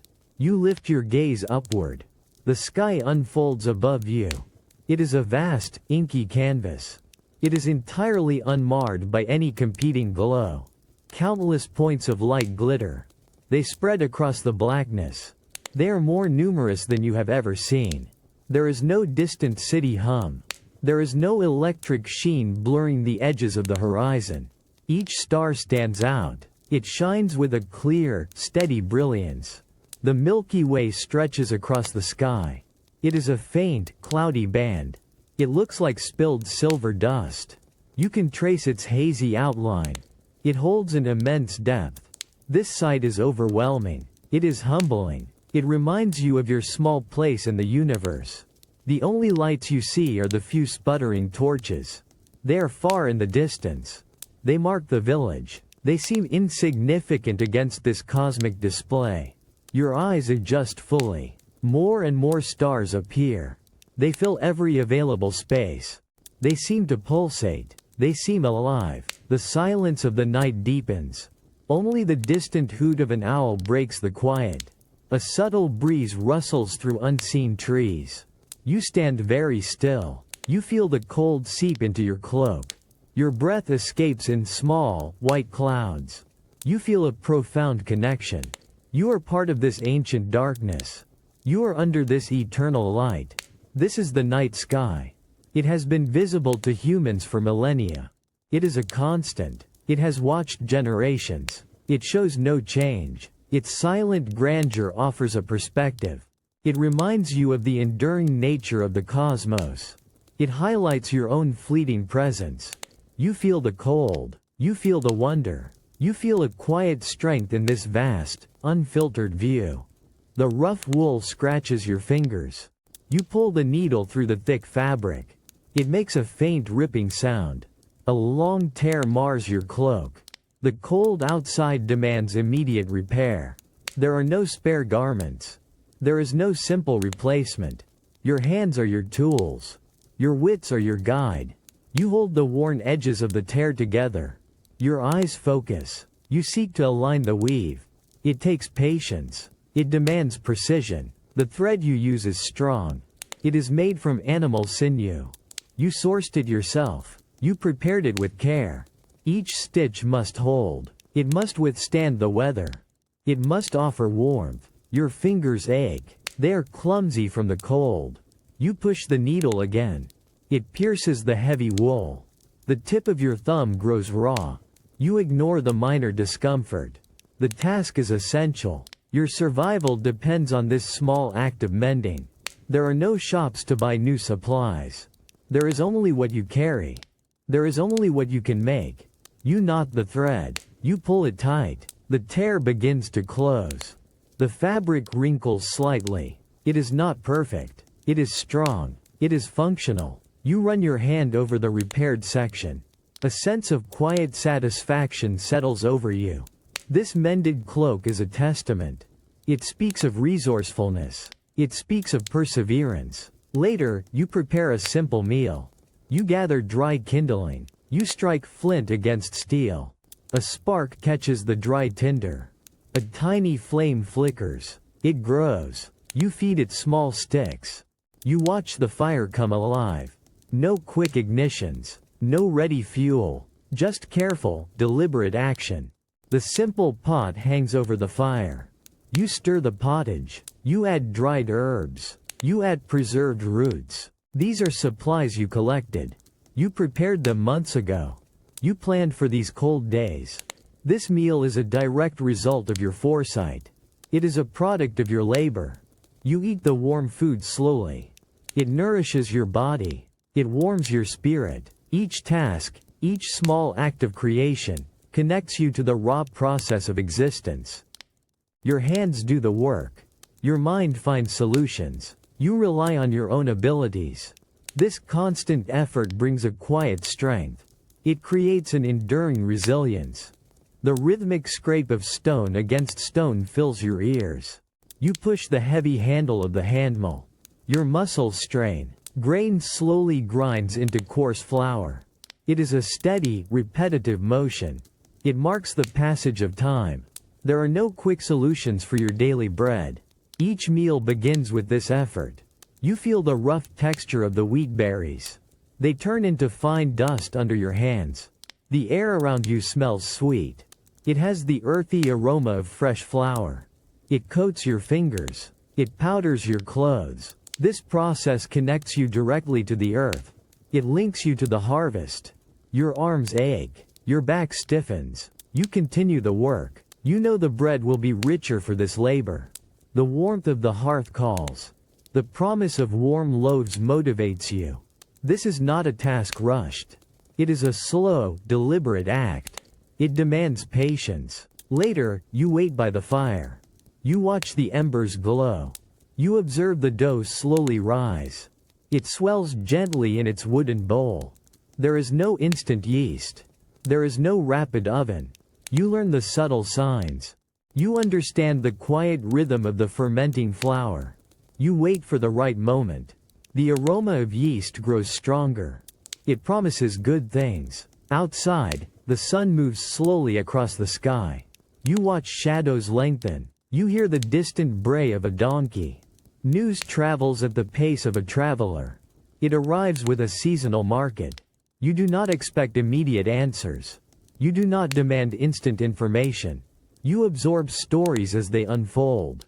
You consider them carefully. This measured pace shapes your daily life. You plant seeds. You wait for rain. You harvest crops. You rely on the slow turning of the seasons. Your body feels the changes. Your mind adapts. There is no urgency in nature. There is only growth. There is only decline. You appreciate the small victories. The perfectly risen loaf. The clear night sky. The quiet conversation shared over a slow meal. These moments are earned. They are savored. This unhurried existence builds a different kind of strength. It cultivates a deep respect for effort. It fosters an enduring connection to the passage of time. The rustle of dry leaves under your feet is loud. It breaks the pervasive quiet. No distant hum of machinery reaches your ears. No constant, low roar of traffic fills the air. Only the wind whispers through the branches overhead. It carries the faint scent of damp earth and pine. You walk along a narrow, unpaved track. Each step you take sounds distinct. The crunch of gravel. The soft thud on packed soil. Every snap of a twig carries weight. It draws your attention. You listen with heightened awareness. Far off, a dog barks. Its sound travels a long distance. It echoes in the stillness. Then, silence returns. It is a true silence. It is not an absence of sound, but an absence of mechanical intrusion. The world breathes. You hear it. A distant ring of a blacksmith's hammer sounds. It is a steady, rhythmic beat. It is a human pulse in the landscape. It fades as you move further from the village. The sounds of birds become clearer. A robin's song. The cooing of a dove. Each note is sharp. Each note is distinct. You pass a small stream. The gentle gurgle of water over stones is audible. It is a constant, soothing sound. You pause. You feel the cool air rising from the water. You notice the subtle movements of tiny insects on the surface. Your mind settles. It absorbs these details. Conversation, when it happens, holds attention. Voices carry. Each word spoken must be heard. There is no background noise to obscure meaning. You find yourself listening more closely. You observe the expressions on people's faces. Communication takes effort. It demands focus. At night, the quiet deepens. The sounds of crickets fill the darkness. The hoot of an owl breaks the stillness. You hear your own breath. You hear your own heartbeat. This unburdened soundscape allows a different kind of thought. It brings clarity. It brings peace. You realize the constant hum of a modern world never enters this space. This quiet shapes your perceptions. It changes your interactions. You gain a deep connection to the natural rhythms around you. This simple quiet helps you endure. It offers a profound sense of self. The rough, warm wood of the tavern bench presses against your leg. Another body shifts beside you. You feel the subtle warmth. It radiates from their cloak. In this crowded space, personal distance is a luxury. People sit shoulder to shoulder. They share the warmth. They share the weight. A hand reaches across the table. It steadies a wobbling mug of ale. Your arm brushes theirs. It is a fleeting, unnoticed contact. These small moments are constant. They are the rhythm of shared existence. You watch a child. She tugs at her mother's skirt. The mother's hand rests on the child's head. It is a gentle pressure. It is a silent reassurance. This gesture conveys a deep bond. It needs no words. It is a familiar language of care. A farmer recounts a tale. His hand slaps the table with emphasis. The jolt ripples through the shared surface. You feel the impact. You are part of the story's energy. His neighbor claps his back. It is a strong, firm pat. It signifies approval. It shows shared laughter. The communal platter passes your way. Your fingers brush against someone else's. You tear off a piece of coarse bread. You dip it into the shared stew. This act of eating together is tactile. It is intimate. It builds connection. It shows trust. You are acutely aware of the bodies around you.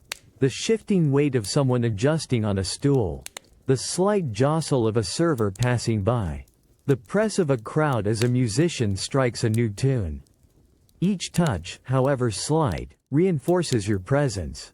It confirms your place. This is a world of physical presence. There are no screens separating you. There are no barriers to direct contact. Hands meet. Shoulders brush. Warmth transfers. This tangible interaction forms the core of human exchange. It is raw. It is immediate. You feel the simple comfort of these connections.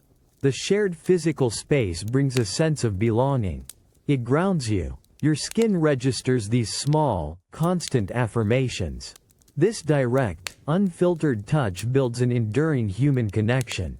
It reminds you of the deep comfort in simply being near others. The rough texture of coarse bread fills your mouth. It is dense. It is chewy. Its flavor is earthy. You taste the grain directly. No added sweetness. No complex seasonings. This bread comes from simple wheat. It carries the essence of the field. You tear another piece. You dip it into the communal pottage. The stew is warm. It is thick. It tastes of root vegetables. You recognize parsnips. You taste a hint of turnip. There are wild herbs in it. Their presence is subtle. The consistency is hearty. It is designed to fill your stomach. It offers sustained energy. Each spoonful brings a new note. The occasional chunk of salted meat. The soft, cooked beans. These ingredients are distinct. They are honest. They are not masked by strong spices. You taste the true nature of each component. It is food for the body. It is nourishment for endurance. You lift a wooden mug to your lips. The ale is warm. It is murky. Its taste is yeasty. It is slightly bitter. You feel the grit of sediment. This is a common drink. It is safer than water. It offers a mild buzz. It is part of the daily ritual. The air around you carries the aroma of these foods. The steam from the pottage. The bready scent of the ale. These are the smells of simple sustenance. They are the smells of survival. They are not artificial. They are not refined. You chew slowly. You savor the flavors. They are straightforward. They are robust. This food is a direct link to the land. It connects you to the labor that brought it to your table. You think of the farmer.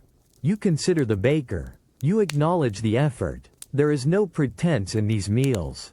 No elaborate presentation. Just the raw bounty of the earth. Just human ingenuity in preparation. You feel a deep satisfaction. Your stomach feels full. Your body feels strengthened. This authentic taste of life is pure. It grounds you. It reminds you of simple, fundamental needs. A sudden draft sweeps through the tavern. It brings a chill that has nothing to do with the night air. It raises the hairs on your arms. The fire in the hearth sputters low. It casts dancing shadows across the rough-hewn walls. Every creak of the old timbers seems magnified. Every whisper from a distant corner sounds ominous. You hear a hushed conversation at a nearby table. A farmer speaks of his lost sheep. He says they vanished without a trace. His voice drops to a low murmur. He mentions strange markings found near the forest's edge. Others around him nod slowly. Their faces are grave. They speak of mischievous sprites. They talk of ancient forest spirits. There is no talk of wolves. There is no talk of thieves. A woman grips a small, carved wooden charm. She rubs it with her thumb. Her eyes dart nervously toward the doorway. She believes in its protective power. This small object offers a shield against unseen threats. It brings comfort against unknown forces. Someone else recounts a tale of a sudden fever. It struck down a healthy young man. They blame a witch's curse. They speak of a hateful gaze. There is no thought of contaminated water. There is no understanding of invisible sickness. The fear is palpable. It settles over the room like the smoke from the fire. The ale in your mug feels warm. It offers a fleeting sense of security. Yet, the unease persists. Your mind struggles to find logical explanations. But logic offers no answers in this place. The world feels alive with hidden dangers. These dangers are not visible. They are not tangible. You notice the quiet apprehension in people's movements. They avoid certain topics. They use particular phrases to ward off evil. They glance over their shoulders. The unknown is a constant companion.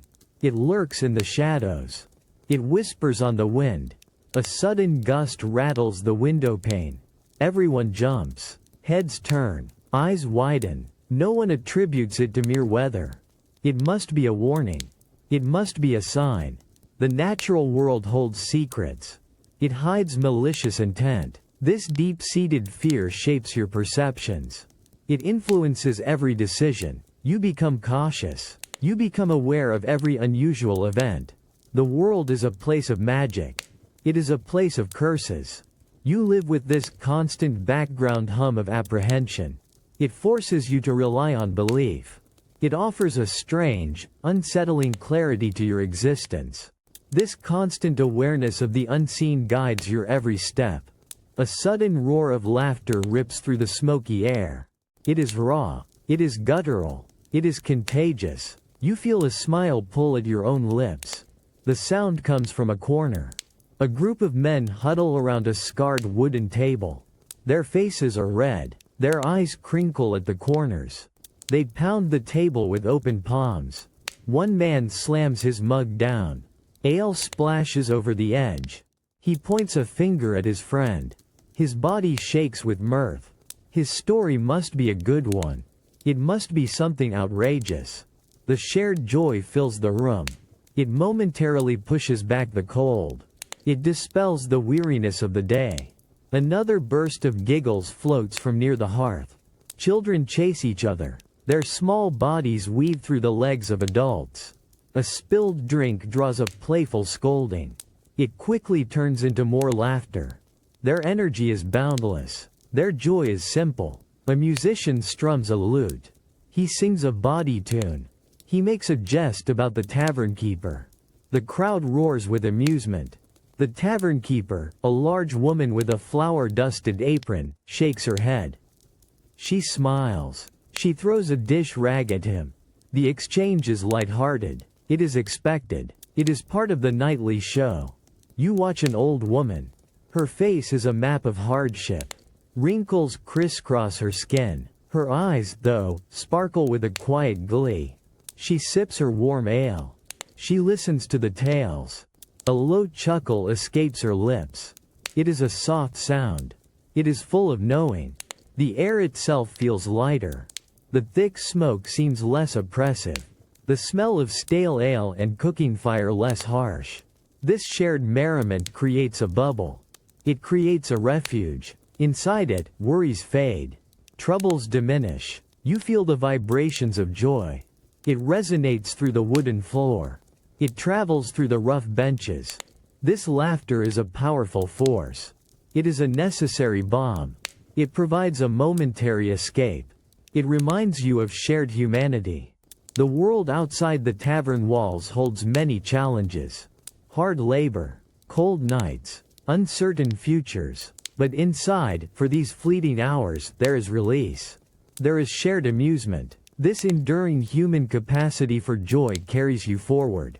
It is a legacy. It is a quiet, powerful act of resilience. The shared warmth from the hearth washes over your face. You feel its gentle heat against the persistent chill of the evening. Outside, the air bites. Inside these rough-hewn walls, bodies press close together. The low murmur of many voices fills the space. It is a comforting sound. It is a constant presence. It weaves a tapestry of human connection. You lean back against the uneven wooden wall. Your shoulder brushes the person beside you. It is a subtle shift. It is a silent acknowledgement. No words are exchanged between you. Yet, a shared understanding passes. You are not alone here. This simple physical contact reassures. It grounds you. A man at a nearby table coughs deeply. It is a wet, hacking sound that rasps in the smoky air. Others glance his way. Their faces register concern. One woman, her hands gnarled from years of work, slides a small cup of spiced water toward him. Her movement is deliberate. He takes it with a grateful nod. His eyes meet hers for a brief moment. This small act speaks volumes. It shows the strong fabric of support that binds these people. It highlights the quiet strength of their community. The day's hard labor etched deep lines on every face. Farmers, their skin weathered by sun and wind. Laborers, their muscles thick from toil. Travelers, their eyes holding tales of distant roads. Their hands are calloused. Their clothes are worn, patched in many places. Yet, in their eyes, you see a flicker of something more than weariness. It is a quiet determination. It is a spark of persistence that refuses to dim. This spirit fuels their survival. A young mother rocks her child gently by the firelight. The baby whimpers softly. She hums a low, wordless tune. Her gaze sweeps the crowded room. It settles on familiar faces. On neighbors. On friends. A palpable sense of belonging radiates from her. It touches you. It warms you from within. Her presence is a testament to life continuing. The pottage before you is simple fare. Yet, it is hot. It is filling. Its earthy aroma mixes with the wood smoke. Each spoonful you raise to your lips is an act of sustenance. It is a small victory against the gnawing pangs of hunger. You watch others eat. They do so with purpose. They do so with quiet appreciation for every bite. No food is wasted. Every morsel holds value. A bard begins to play a soft melody on his battered lute. It is a tune of old legends. It speaks of heroes overcoming great odds. It tells of endurance through dark times. Heads turn toward him. Faces soften in the flickering light. For a precious moment, burdens seem to lift. Hope enters the room on a string of clear notes. It paints a picture of a brighter tomorrow. Despite the ever-present hardships, laughter bubbles up. It erupts from a game of dice. It comes from a shared jest about a silly mistake. These sounds are defiant. They are resilient. They push back against despair. They assert the enduring power of life itself. They are a declaration that joy persists. You see the truth in these faces. The ongoing struggle, the quiet triumphs. The simple act of gathering in this common space provides strength. It offers renewal. This enduring human spirit persists. It finds comfort and resolve in shared presence. It finds a collective will to move forward. You feel the profound anchor of this collective existence. It helps you face another day. It strengthens your inner core. This shared resilience, forged in the warmth of companionship, is a constant, unyielding force.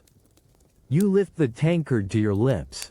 The ale is warm. It is thick. It carries a strong, malty scent. You taste it. It is raw. It is earthy. A slight bitterness coats your tongue. It is not clear. It is murky with sediment. This is the common drink. This is what sustains people. You swallow. The liquid slides down your throat. It leaves a comforting warmth in your belly. This warmth spreads through you.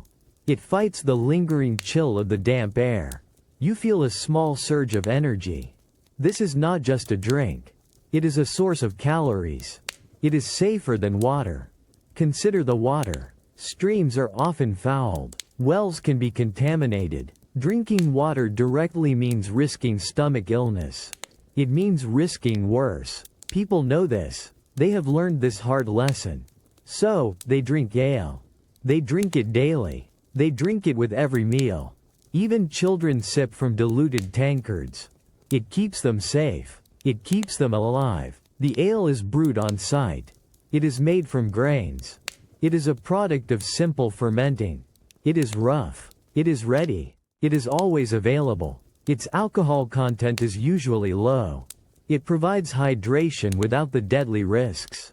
It serves a practical purpose. It serves a fundamental need. Sometimes, you might find other drinks. Mead, made from fermented honey, offers a sweeter, richer taste. It is heavier. It is more festive. It is for special occasions. Cider, pressed from local apples, offers a tart, refreshing tang. It is often seasonal. These are less common than the omnipresent ale. They offer variation. They offer a taste of luxury. Noble travelers, those with more wealth, might sip a thin, sour wine. It would be diluted with water. It would be a stark contrast to the common brews. But for most, ale is the constant.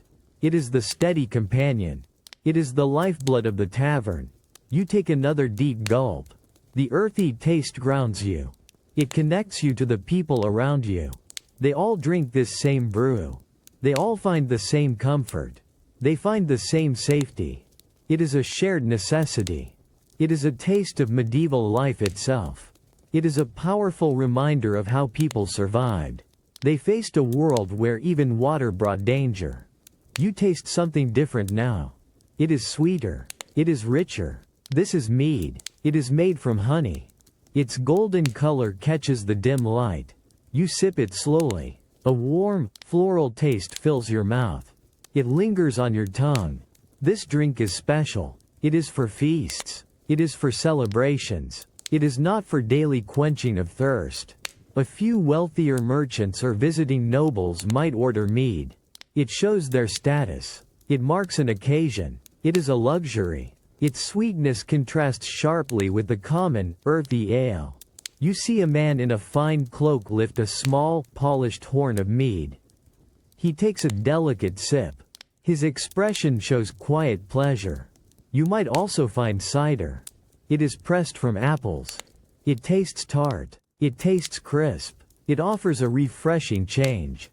Cider is seasonal. It depends on the apple harvest. It is more common in apple-growing regions. It is simpler to make than wine. It still costs more than ale. Its lightness cuts through the heavy tavern air. Wine is also present. Most of it is thin.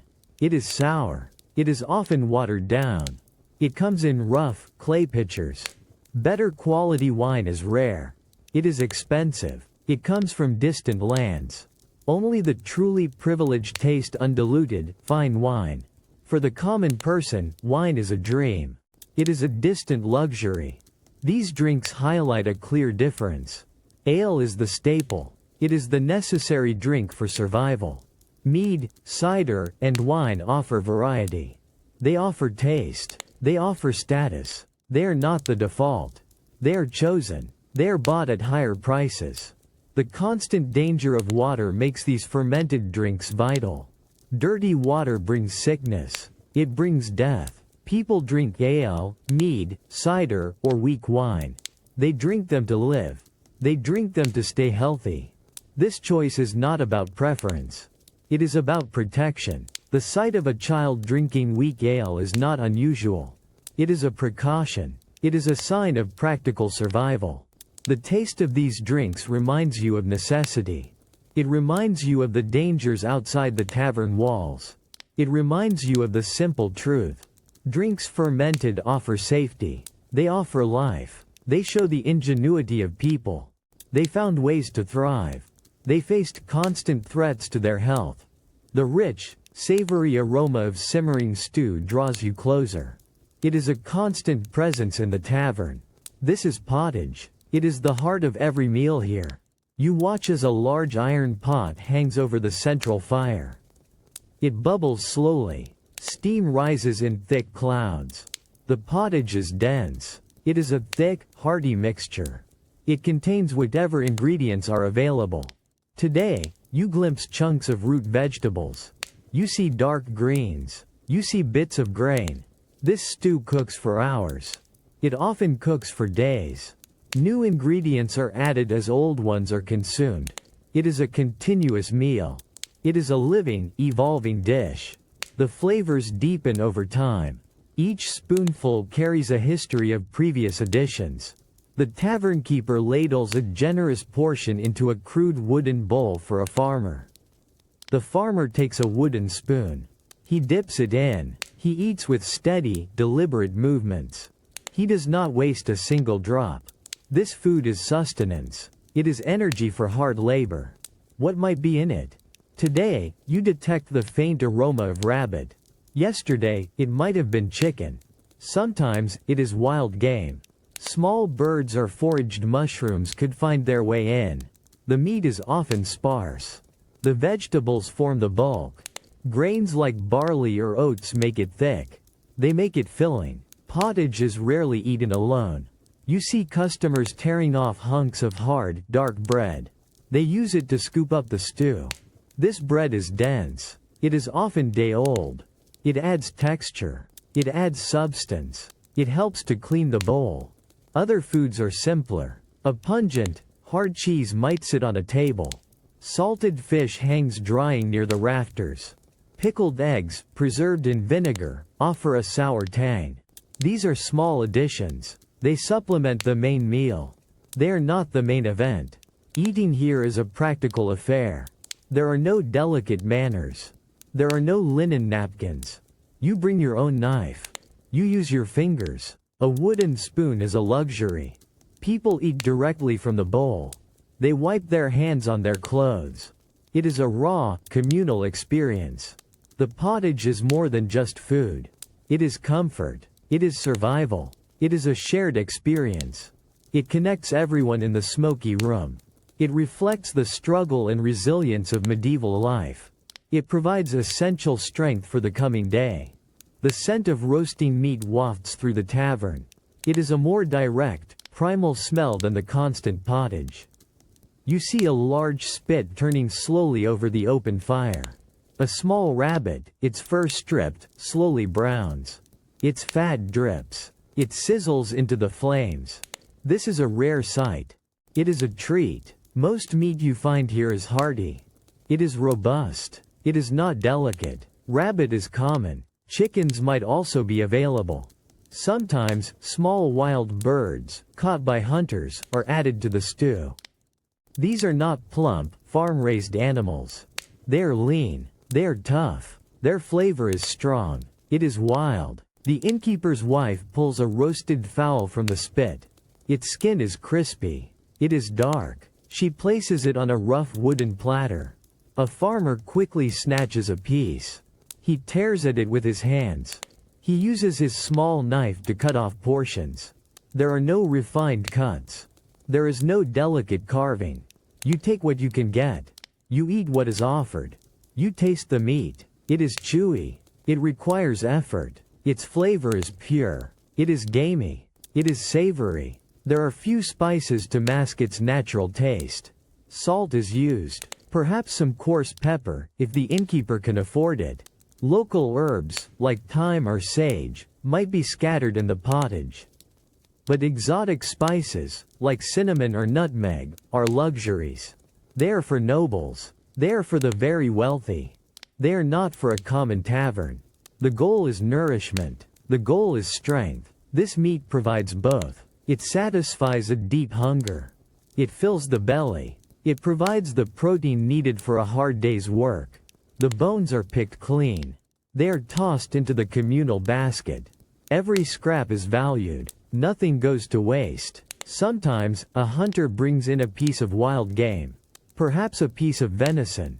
Perhaps wild boar. These are unpredictable additions. They are celebrated. They offer a change from the usual fare. Their taste is even stronger. It is more intense. You chew slowly. You feel the satisfaction spread through your body. This is real food. It is honest food. It is food that connects you to the earth. It connects you to the hunt. It connects you to the daily struggle for survival. This simple, rustic meal speaks of resilience. It speaks of enduring life. You reach for a loaf of bread. It sits on the rough wooden table. Its crust is dark. It is hard. Your fingers feel the coarse texture. This is not soft, airy bread. It is dense. It is heavy. It smells faintly of baked grain and yeast. It is a fundamental part of every meal. You tear off a hunk. It resists slightly. The interior is a brownish gray. It is packed tightly. You bring it to your mouth. It requires effort to chew. This bread is made from common grains. It is often rye or barley.